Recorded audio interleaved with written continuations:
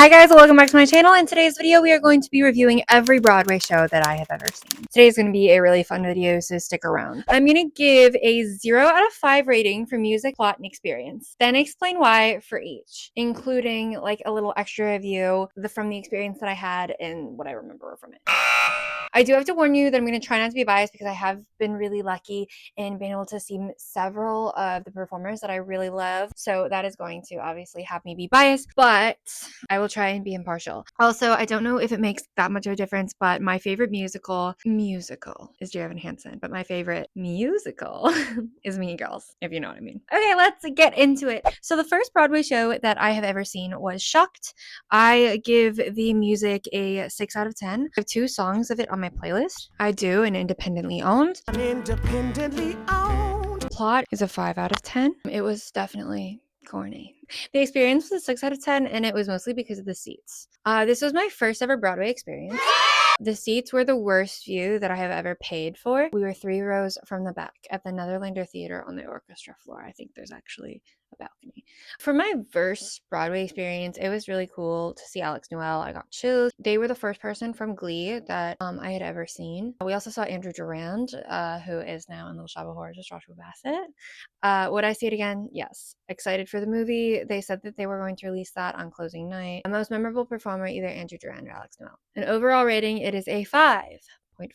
The next Broadway show that I saw on my first trip was Once Upon a One More Time. I guess it didn't do very good. It's a jukebox musical, so I'm going to give the music a 5 out of 10. It's all just Britney Spears music. Plot, I give it a 7.5 out of 10. I barely remember the plot, but I know it had to do with Cinderella. Jennifer Simar, the girl from Death Becomes Her, she was in it. Apparently, at that time, there was just so many jukebox musicals happening. It kind of failed and it fell flat on his face. So I don't think that show did very good. When we were there, all the seats were like pretty empty and we had really good seats and it was pretty cheap. Experience, I give it a 7.5 out of 10. Yet again, I didn't know about stage drawing yet, so I don't have an extra experience to link this to. We went to see this because my mom wanted to see Justin Guarini because he's on season 1 of American Idol, which is funny because later that week we actually went and saw Kelly Clarkson at her residency in Vegas. So we saw the winner of American Idol season 1 and the runner-up of American Idol season 1 in the exact same week. Would I see it again? No. The most memorable performer has to be Justin Guarini. Overall rating 6.5 out of 10. Then I went and I saw and Juliet. This is like my most full playbill. It is really, really cool. The music was a 5 out of 10. Yet again, another jukebox musical. This one's still on Broadway. The plot was a 7 out of 10 basic. The experience was an 8.5 out of 10 because I really thought that experience at the stage door was so cool. It was my first stage door experience and we kind of just stumbled into it. Like we saw it in a little alleyway and you're like, oh my gosh, what is this? At the Stephen Sondheim Theater, which is why the experience is just a little higher. Overall rating 6.8 out of 10. So that concluded my first trip to New York. Now we're on to the second trip, which was in 2024. The first Broadway show that we saw was Merrily We Roll Along. Music is an 8.5 out of 10. This had a really solid lineup with really well-written music and the talent to match it. Opening Doors is my favorite song. We're opening doors! With the second of Old Friends like it was.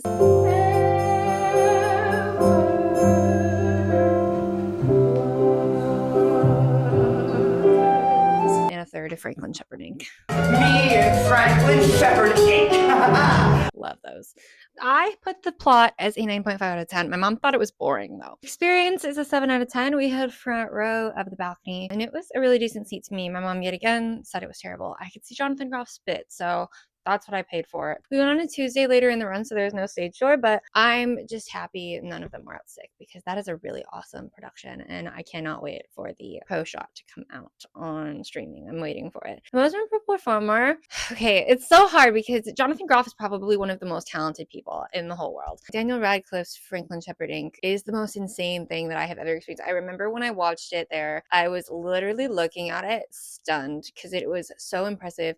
It's got to be top 3 most impressive Broadway numbers I've ever seen. Another one was from Death Becomes Her. I don't remember what song it was. And then Lindsay Mendez is also crazy. So I think like all three just have to win most memorable performer for this one. An overall rating of 8.3 out of 10. I really enjoyed Merrily We Roll On. Now we have Back to the Future the Musical, which is my second most full playbill, which is funny because we did a matinee on a Saturday. Music is 5.5 out of 10. The plot is 6 out of 10. I did not know the plot to Back to the Future, so it was very basic to me. The experience was a 7 out of 10. Would I see it again? I think yes. Most memorable performer has to go, obviously, to George from Desperate Housewives.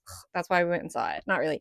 He plays Doc. Back to the Future the Musical has a 6.2 out of 10. Now we are on to Spam-A-Lot. I have to tell you something. You guys aren't gonna like it. I know Lauren doesn't like it. I hate Spam-A-Lot. The music is 0 out of 10. The plot's a 0 out of 10. The experience, 10 out of 10. It's kind of foggy for me because the only thing I remember is we were sitting down and we went to go see Jonathan Bennett. I was actually sobbing before I went because we were supposed to see Water for Elephants that night and Grant Gustin called out. So we just like hightailed our tickets out of there. I was sobbing my eyes out like 20 minutes before we got to the theater. Got to the theater. It was a complete whirlwind fog. We sat down. We were looking at these playbills that we weren't even supposed to see the show for. We stand up to let somebody in and my mom goes, I'm switching seats with you because she sits on the end because my mother's claustrophobic and I sit on the second in. And so I go, okay. I was like, I don't care. I was like half still crying. I was still upset about Grant.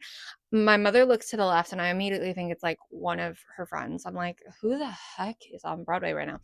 And I look to my left and I'm like, man, I feel like I know this guy. My mother goes, are you Jonathan Bennett's husband? And he goes, yeah. So we sat next to Jonathan Bennett's husband, James Vaughn. Would I see it again? No. I barely wanted to see it the first time and it was awful. Most memorable performer, we got to say 3 people. Alex Brightman, Jonathan Bennett, and Ethan Slater. I know. I've seen some people up in there. Overall rating, 3.3 out of 10. I mean, that was a terrible musical, but it was sure an experience. Okay, we have our first Little Shop of Horrors. I'm going to do both Little Shops at the same time. So the first Little Shop I saw was with Darren Criss and Evan Rachel Wood. Second Little Shop I saw was Joy Woods and Joshua Bassett. The music for Little Shop for me is a 4 out of 10. I like 2 songs, Suddenly Seymour, the Glee cast version, and Call Back in the Morning. Grow for me has grown on me, so I feel like that would be my third favorite. And yes, the pun was intended. Plot is 2 out of 10. Stupid. I don't care. You can tell me the societal impact that it has, and I still don't care. The experience for the first one was a 9 out of 10. Darren came out and waved, which was really sweet of him to do. Everybody came out for that. So that's this. You guys also should subscribe. You guys also should subscribe. You guys also should You should also subscribe to my channel and like this video and comment on this video and watch all of my videos because I really want to afford a playbill binder. I realize I'm begging for views on the internet. Sometimes you gotta do what you gotta do. This is the second one, which has a lot of people. No, I did not get Josh's autograph. You can watch my video about the second Little Shop of Horrors experience, but I'll tell you 10 out of 10 met Joshua Bassett. Little Shop of Horrors is genuinely the second worst musical I've ever seen, only to Spam-A-Lot. Would I see it again? No, but the things that I do for Joshua Bassett. Most memorable performer, Josh. Caveat though, Darren was really good. All right, so here we go. So we have the next thing we went and saw the next day. This was my first time getting rush tickets to go see Beetlejuice. The music was a 7 out of 10. I love Dead Mom.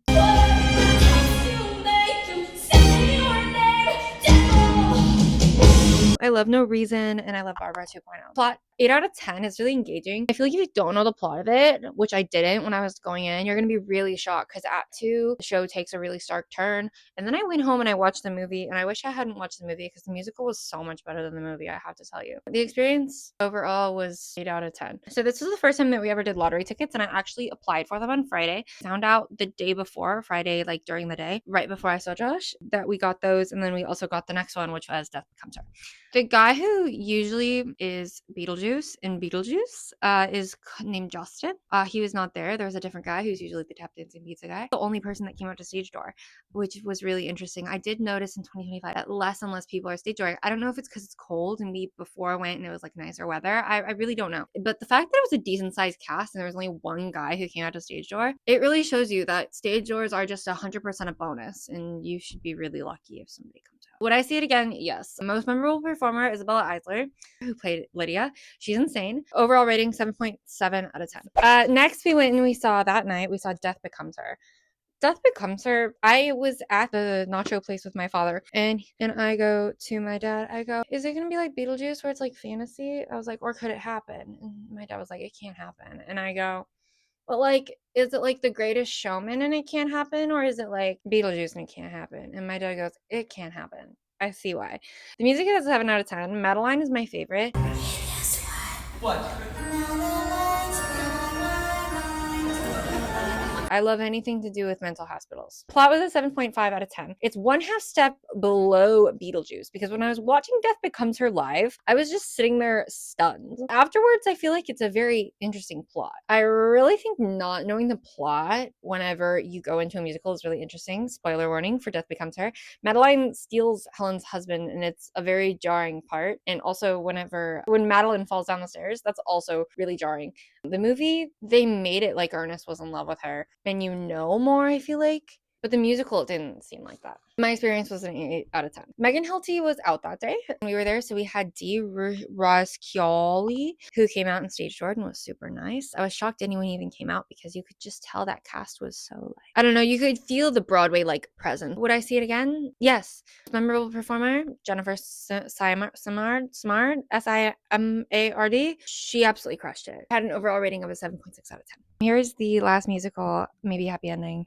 Yes, that is Helen Jason's signature. The music had a 9.5 out of 10. The plot was a 9.5 out of 10. And the experience was an 8 out of 10. So this was the first time we got rush tickets. So you couldn't see the stage at some points. So that was really weird to me. And Helen came out and stage doored. Darren didn't even come out and wave. Would I see it again? Absolutely. This might be the best musical that I've ever seen. Most memorable performer, while Darren always does a great job, I have to give this one to Helen Jason. I love her. So according to my calculations, my list is at number 3, Beetlejuice, which I'm surprised about. Number 2, Merrily We Roll Along. And number 1, maybe Happy Ending. Let me know in the comments what Broadway show that you want to see. I love you guys. Thank you so much for watching. Please give it a like. Please give me a comment. I'm going to start paying Katie to comment on every single one of my videos. So I need you guys to like help me out and like get all my stuff going. Okay, love you guys. Bye.